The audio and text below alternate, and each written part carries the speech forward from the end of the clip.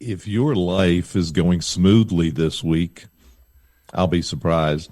Had a smooth beginning to your year? How about the nature of life today? I'm just guessing here, but I suspect I haven't gotten a yes from you yet. Smooth is an expected ideal much more than a reality experience with any frequency. Many years ago, when I was a young minister, I ran into a middle-aged pastor in a meeting of pastors. We called it a presbytery. He stood out in the crowd. To me, he seemed cool. His dress was elegantly casual, his hair combed handsomely without perfection or gel.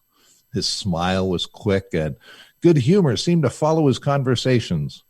Ready with my newfound theological precision, I approached the man, along with a few like-minded friends, to check him out further. It really was not too unlike dogs in a dog park sniffing out another breed. He greeted us with that twinkle in his eye of one who knew what was coming, and he was up for the task. It didn't take long for the kidding to begin as he played with our minds, allowing me to call attention to the small, smooth stone he wore on a chain around his neck, knowing I was giving him the very obvious opening that such an adornment desired. I don't remember the story, but I do remember the conversation which followed it. It was about how sin played into preaching. Did he tell people they were sinners in need of a Savior, or did he soft pedal that part of the gospel message? Let me tell you about the people who come to my church, he said. All week long, they are told they are not good enough. They don't sell enough. They don't work fast enough. They aren't charming enough or energetic enough, caring enough, and they don't produce enough for the bottom line. Now, he continued, how am I supposed to tell them they aren't good enough, righteous enough, holy enough, spiritual enough, or godly enough, and expect them to believe we offer anything different from the world? He made his point. Today, we have someone who knows a few things about rough roads, ruts, and pit holes. He paves them for a living along with his over 270 employees.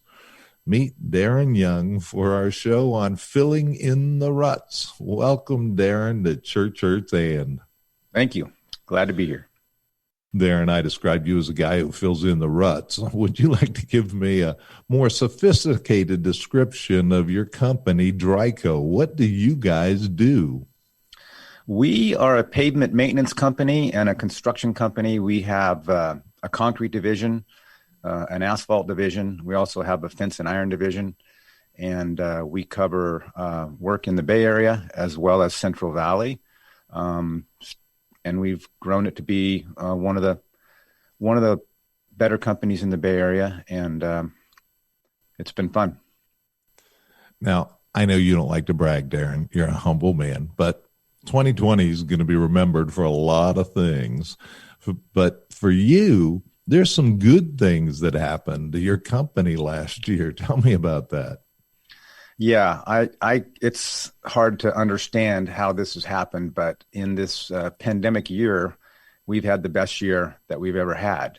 And our sales, we just got our numbers finished, and it's almost $81 million of business, which is $10 million more than we did last year, which was our best year ever. And so it's hard to explain, but I know that a lot of it has to do with the customers that are here in the Bay Area. The Teslas, the Apples, Amazon, these companies are still going gangbusters. And we're able to meet, tough schedules with the manpower that we have. And that's really the main secret, is being able to meet their schedule. And we've been able to do that. And that's why we had such a good year last year. And we're looking forward to another good year this year. Now, Tesla, we're in California, used to hearing about the fact that they've made decisions to move to Texas or all that. But you, in the meantime, were paving their park. What was it like paving the parking lot for Tesla? Oh, Tesla is complete chaos. So they have this huge facility in Fremont, which is like a mile or 2 miles from my office. And it is literally chaos in all ways. They will call you on Monday and say, I need the bid by Wednesday, and the job starts on Friday, and it's a big job. And not a lot of people are able to meet those schedules, and most of the time we are, which is, like I said, that's what's really been the secret to this year, is being able to meet super aggressive schedules. Amazon's another one. They're building warehouses where they have their little vans coming through 24 hours a day and 3 shifts, and they want that facility built within 2 months, and it's a 5-month job. And so that's really been our fortune, right? So people obviously are sitting there going, what in the world are they doing on Church Hurts? And why are they talking about paving of all things? I mean, that's just a dirty job, $80 million or not. I mean, you're really in the ruts and the mess, and you didn't start out as the big executive. And I've was reminded earlier when we talked, it seemed almost every one of our guests who's a man will somehow bring up his father. And so as I talk to you, well, yeah, who's your hero? Daren, it has to do with your dad. But, tell me a little bit about what happened to you at 16, because it doesn't start out with your dad at a real high place in his life, does it? No, well, I had a great childhood, grew up in a, neighborhood and suburb, and, it was very good. And then when I was 16, just about to graduate high school, my dad went bankrupt. And so we lost everything, the house, the cars. My mom went from driving a Continental Mark IV to a Corvair station wagon that leaked about 2 gallons of oil a day. And,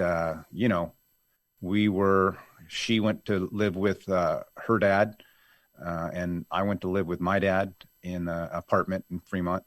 And it was just a game changer. It was just a complete game changer. Well, talk about hitting a rut in life whenever you have bankruptcy going through it. But I'm picturing at 16, that's really in an age where you're still not that much aware of, parents bringing home income and what it means. And then all of a sudden you had to, right? You got to work pretty quickly, didn't you? Yeah, I had to. Yeah. My brother, on the other hand, was fortunate that he got to go to Cal Berkeley on academic scholarships. He was a valedictorian, super smart guy. He got all the brains and I got all the looks, is what happened in our family. But that's been said before, I suspect. Yeah. But so he went off to college, which was good for him. And I was kind of stuck with my dad in Fremont. And of course, my dad wasn't really around much. So I was kind of on my own. I wasn't kind of on my own. I was on my own. But yeah, learned how to work and had the drive and the ambition. And, I did okay. In the board game life, if you ever played that, there's an alternative to go to school. And that really delays being able to make money in that game. But anyone who's played it much realizes probably the option you ought to go, because there's rewards for the rest of the time. And so your brother got to go that route. You didn't. And somehow what I've experienced is I've just gotten to somehow in my life to know the guys who didn't end up being able to go the school route and be ridiculously successful, but somehow they keep being reminded that you're insecure, that they didn't go to school. I don't get that from you. You're too busy to be insecure about that, aren't you? Yeah, I never liked school anyway. So I think it was kind of a blessing that I didn't have to go to school. I kind of learned it the hard way. You had a Christian background. At least you went to Catholic church. You learned catechism and that kind of thing, but spirituality wasn't a real important thing in your family through any of this, was it? No. My dad didn't believe for most of his life. My mom was a devout Christian, but she didn't appeal to anybody because of her tact. The way she went about it was beat you over the head with it. All right, so put yourself. So here, your dad's bankrupt. You end up taking over the business. He kind of taught you the trade, though, right? You were out doing driveways around the area, right? Yeah. So what happened was I went to work for a spice factory, and I didn't enjoy what I was doing because they had me on swing shift, and I was complaining at a family dinner, I'm sure. And he said, Daren, you should come to work for me, because now by this time he had gone back into business. That's what guys like him do. They go out of business and they go back into business. And he had a really good account with U-Haul, and he was doing well. And so I said, okay, yeah, I'll come to work for you. Sounded great. He'll teach me, construction. And I literally, started as a laborer, learning how to shovel. And everything was great for a couple of years. And then in 1982, when interest rates went to 16%, U-Haul decided to stop all construction. And so we found ourselves back in Redwood City with no work. And before he had gone into business for himself, he had worked for a guy in Redwood City that did driveways. And Redwood City is very close to very affluent neighborhoods like Atherton and Portola Valley and Woodside. These are huge houses with huge driveways and tennis courts. And that's what we did, right? We did driveways and tennis courts. But it was pretty hard. We were in a big recession, and it was pretty hard to sell work. And I didn't know what the heck I was doing. And so he hit the skids again. And at some point, he came to me and said, look, I'm not going to be able to get out of this. The IRS has got me tied up. So why don't you go get your license, and I'll come to work for you and teach you the business. You can buy my equipment. I'll write a note for, I think it was $50,000 to buy all of his equipment, which was, it was all junk at that point. Nothing to be proud of. But didn't really have a choice, right? I mean, we were kind of stuck. Mm-hmm. It's like, well, you could go back to work at the spice plant, but what's your dad going to do? And, my mom and dad, they separated, they divorced, but they always stayed together somehow. So he was taking care of her as well. And so I kind of felt boxed in at that point. I did what I had to do. And again, going to get your contractor's license, that's going to school. I've never been much of a school guy, and that was hard for me, but I did it. I got my A license, and he taught me the business. He taught you the business, and we talk a lot about recovery around here. Were there any substance issues involved, like there often is in these stories? Oh, my dad, sure. My dad was I'd like to say he was a functioning alcoholic, but sometimes he wasn't a functioning. Most of the time he was. But it was a struggle. His alcoholism is what caused him all of his problems. Basically, that was his downfall. Was he would spend too much time at the bar with his buddies and not enough time watching his business. And I watched it from the sidelines, and I couldn't understand it. I'm just like, well, why are you doing this? And I didn't understand addiction at that point as well as I do now. And so it was one of those things. He was great until noon.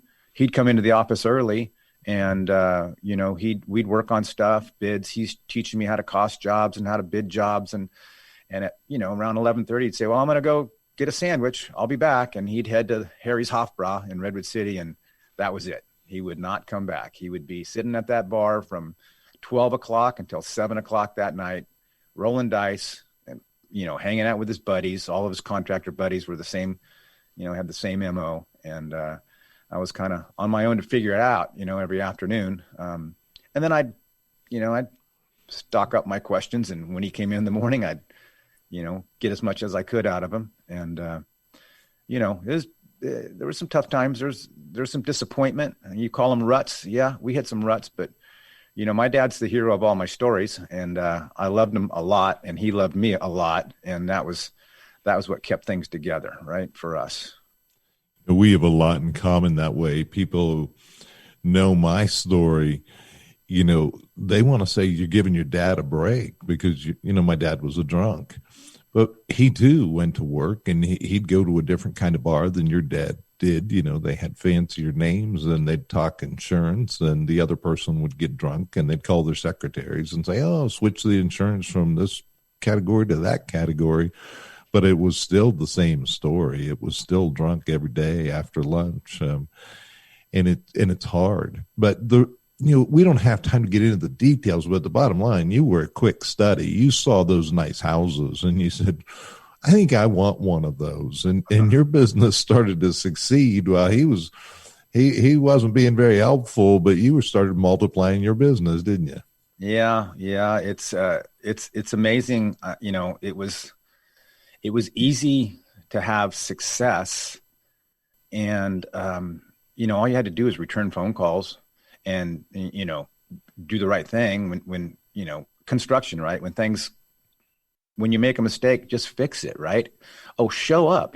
How many people have had experiences with contractors where they say they're going to be there and then they don't show up? So by doing all the right things, and again, at these very nice houses, and of course, I'm having to listen to motivational speakers and read all those books to keep myself, positive, and learn sales and techniques. And Zig Ziglar was one of my mentors.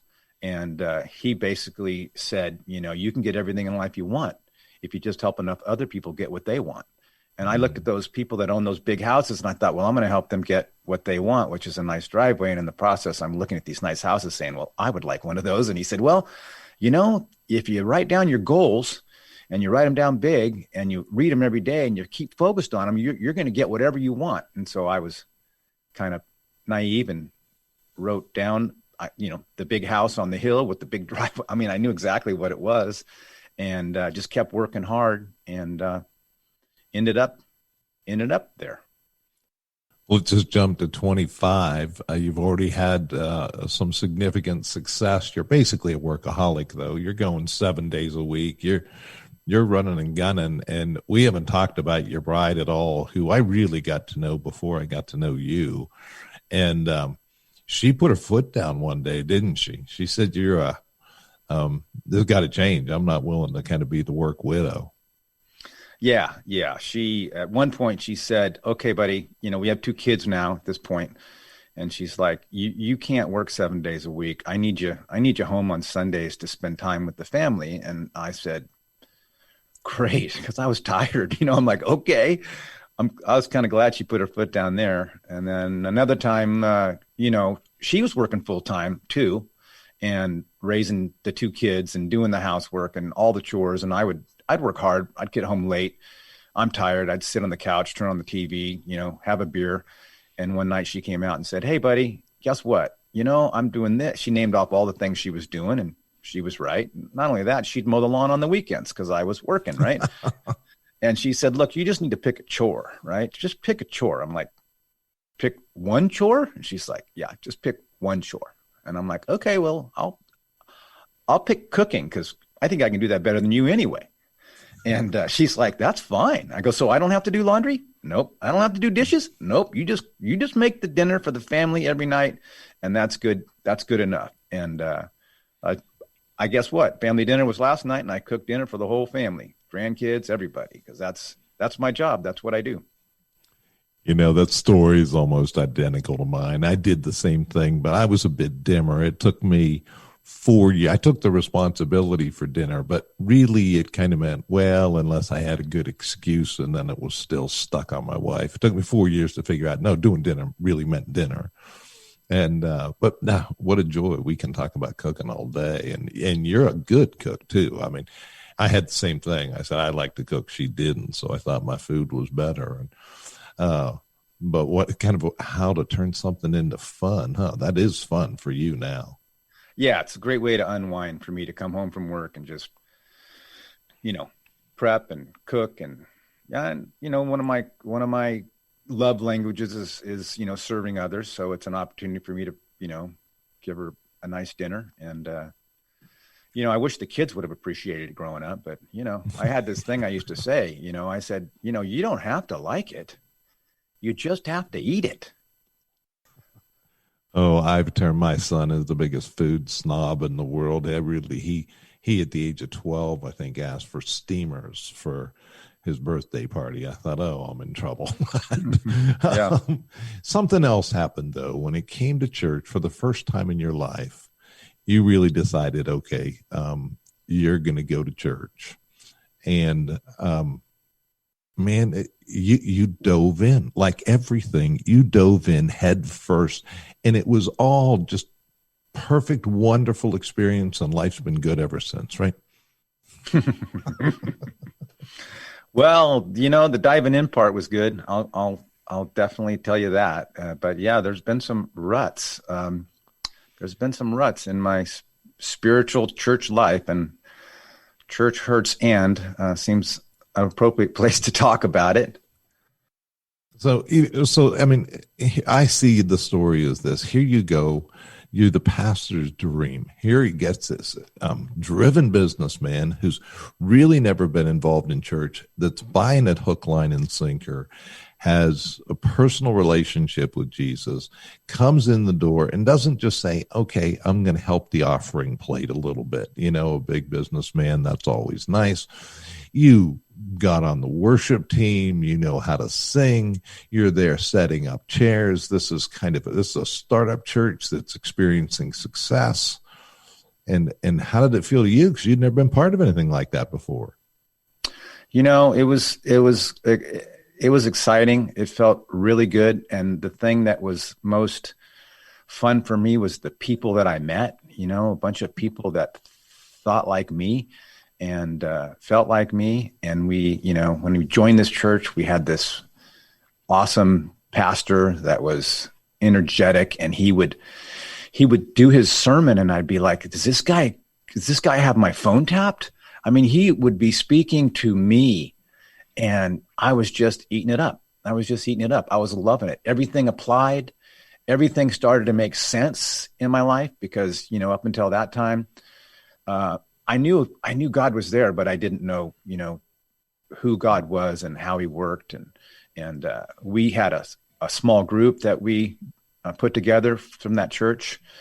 And it was a crazy God thing because we went through, all of us in that group, there was 12 of us, all of us hit some really strange ruts that together we kept each other together. I mean, some really, really crazy stuff happened. And we look back at it, the small group's not together anymore. We look back at it and we go, wow, what a God thing that was for us to all have gone through what we went through and all be together. I mean, we're still all close friends, but we're not the small group that we had. So that was interesting. It was interesting to see it all come together. And just cutting through a lot of pain and a lot of struggles. There's not the same name of the church on the front door anymore. They kind of merged with other ones. You saw the pastor go through stuff that was heartbreaking for you because you knew the inside scoop, right? Yeah. And how many years? I mean, you worked day in and day out, and with the best motivations in the world at that church, and just never really had the leadership to take off, did you? No, like I said, the guy that started the church when I joined, he was there, and he was the guy, right? He could get right into your soul and preach to you in a way that, is fulfilling, right? Is life-changing. But he ended up divorcing his wife. And so the leadership decided he had to go. He could no longer be the pastor, which at the time I was so new to the church, I didn't understand that. I'm like, well, that's crazy. Everybody gets divorced. My parents got divorced. I know everybody gets divorced. Why couldn't he stay to be the pastor, right? Well, he couldn't. And the reality is we never really found a replacement that could grow the church as much as we tried. At one point, we lost our building because they were going to tear it down and build houses. And our pastor said, well, that's it. We're done. And, we got together, like the leaders of the church, and a lot of the guys were in construction. A lot of them I brought in. And we had we had capabilities that other people didn't have, other churches didn't have. So that's where we met you, right? We did the campaign to raise the funds, raised more money than I ever thought was possible, bought a building, rebuilt it. And that was kind of another high point was that time in my life. We were just on fire. And, but again, that pastor wasn't able to take full advantage of it, and just wasn't, people were just leaving instead of people coming, people were leaving, and you watch the congregation shrink. And then, you get another pastor and he's not able to do it, and it keeps shrinking. And eventually it gets to the point where you get there and you look around and it's so depressing because you just go, where did everybody go? Right. Oh, Where isn't that did the everybody go? hardest thing in the world? Oh, to watch the church decline. Oh, I mean, talk about pain, and hence our title, obviously, Church Hurts. Before I get to the end, one time you were out at the grill and your wife came out and asked you where your 2-year-old, had you seen your 2-year-old? Tell me about that, will you? Yeah. Christmas Day. Oh, And I wasn't at my grill. I was building my grill. So I'd gotten a Weber, one of those gas Webers for Christmas. And so me and my dad were out there on the deck in the backyard and we're putting this thing together. So excited because we're going to cook Christmas dinner on it. And she comes walking out of the back door and says, "Where's Hunter?" And I'm like, "I don't know. I'm building this grill." And she just gives me that kind of disgusted look and goes through the garage, because the garage leads to the front yard, and the front yard's where the street is. And we live at the end of a private street, but still, you don't want 2-year-olds running around out there unsupervised. I got up and turned around, and I don't know why. I looked at the pool and I couldn't see the pool because there was bushes that are covering it. I could see just part of it, and I could see that there were ripples. And I stood up so I could see the whole pool, and I saw my 2-year-old basically floating face down in the deep end, and screamed, "Call 911," and ran over to the edge of the pool. He was wearing one of those onesies, those fuzzy onesies that those guys wore back then. yeah. Pulled him out of the pool. And I don't even know why. I don't know CPR. I never learned CPR, but I pulled him out. I set him, belly down on the side of the pool, and I turned his head and I pushed on his back just kind of gently. And water came gushing out. I picked him up. Again, he threw up a bunch of water. He was kind of out of it. And at this point, my wife comes running back in, and she's screaming hysterically. And my mother is there. And my mother, I don't know what she said to my wife, but got her to just calm down. And so she took the baby away from me and, held him to his chest. And he slowly came back to, and it didn't take but a couple minutes for the fire department to show up and check him out. He had, hypothermia. So they put him in the ambulance and took off my wife's shirt and put him on her bare skin so that, it could warm him up. And, that was my Christmas Day. Everything turned out fine. He had a little bit of water on his lungs, but nothing that needed any, he had the hypothermia was the worst thing. But I remember the fire department would come by every year, and, my wife would make them cookies. Right. And they would say, 9 times out of 10, the story doesn't end this way. 9 times out of 10, it's too late. And, so then, that kid, he's been a few ruts in my life. That's not the only rut with that guy, right? He's a Just tell challenge. me the short. Tell me the short, because you love that boy a lot, and Yeah. he ended up causing you a little more heartbreak. And it's the last story I'm going to be able to let you tell because our time's almost up. But tell me about that, because that was hard. Yeah. So he just turned 29. Family dinner last night was about his 29th birthday. And, he's one of those ADHD kids with, dyslexia, and he's got some challenges, and getting him through school has always been a challenge. Had to send him away to certain schools because he just couldn't do what he needed to do. And then he struggles with addiction. So we've had, several times where that's been a problem. Currently I've got him talking to a therapist that is helping because, the holidays come around or his birthday comes around, and that's when he tends to, lose it. Something about holidays, something about birthdays, and addiction, and those seems to put those guys over the edge. And, but knock on wood, today he's okay. You do more than knock on wood. I asked you about business and what it was like being a Christian in the business world. And you said, in the business world, if you're grounded in Christ, people know it. You're not one of those guys out there with bumper stickers on all your trucks saying Jesus saves. What do you mean by that? People know it. Well, when you have a faith, right, you understand that it's bigger than you, and it's kind of a relief that it's not all on me. God's in charge of this. And so you have a confidence, and you have a need to do the right thing. It's just amazing how many contractors like me are not driven to do the right thing. They're driven to make money. And, Zig Ziglar was my motivational teacher, and he was a very devout Christian. And, I didn't know it at the time, but later on, as he got older, he started to do more speaking of the Gospels and all that stuff. And it all tied together, it all makes sense. And so people know that you're going to do the right thing. And if things go wrong, you're going to take care of it, because things always go wrong. And then my guys, right? My employees, I started at the end of a shovel. I know what it's like to be, people aren't doing, jumps and skips to get into construction. I mean, these millennial kids aren't really looking for a job shoveling asphalt or troweling cement or building fences. And so, it's hard work, and I appreciate what these guys do. And they know that I appreciate them. And they're also, we're 95% Mexicans here, and they're based in Christ as well. They're family oriented men that have faith, most of them, and they just appreciate working for somebody that really cares about more than making money, right? It's not about making money. It's about making opportunity for the guys that work here. The money will come, right?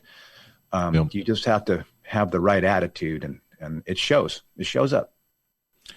Well, Daren, I wasn't going to say anything about this, but I'm going to say something as we close. Before I do, you saw me in the midst of work after I'd left the pastorate, and then you saw me at my bottom when my life was just caving in, and you didn't give up on me. And that's kind of just, I think, a lot of who you are. But when I asked you to come to this show, you asked me, why me? And went on to express confusion as to what you would have to offer. I was not aware of your record-breaking business in 2020. I didn't know the story about Hunter almost dying at the bottom of the pool. I just knew that Daren is the real McCoy. He lives his faith in the hard times and in the good times. His Facebook page is filled with active pictures of him on skis, water, and snow, visiting beautiful places with a grinning wife or at his side, maybe a new litter of puppies, or on a horseback ride. Daren indeed does a good job at having fun. But Facebook isn't reality, is it? We don't post pictures of the quiet moments in depression as we agonize over the employees who could lose their job if we make a mistake. We rarely hear successful people talk about their doubts and insecurities, failings, and depression. Life is hard, and decisions need to be made often at the most inopportune times. Many people today are experiencing a time that seems very unsettled. The pandemic has been a punch in the gut. Political unrest and controversy have reached new division levels, sparking conflict in families and personal relationships few of us have experienced before. What direction are we to take? What will the future hold? One of the most outstanding leaders in the history of the world was in such a time when he stopped and took stock of the people he led. He summarized all the worldviews which had competed for their allegiance. And then he revealed his decision. And before taking a poll, he famously said, "As for me and my house, we will serve the Lord." But what if this happens? Or what if that happens? What about sickness or financial ruin or death or paralysis? Another famous leader said this, "For I'm convinced that neither death, nor life, nor angels, nor principalities, nor things present, nor things to come, nor powers, nor height, nor depth, nor any other created thing will be able to separate us from the love of God, which is in Christ Jesus our Lord. It's worth a thought. Enjoy God today. For Church Earth and this is John Bash.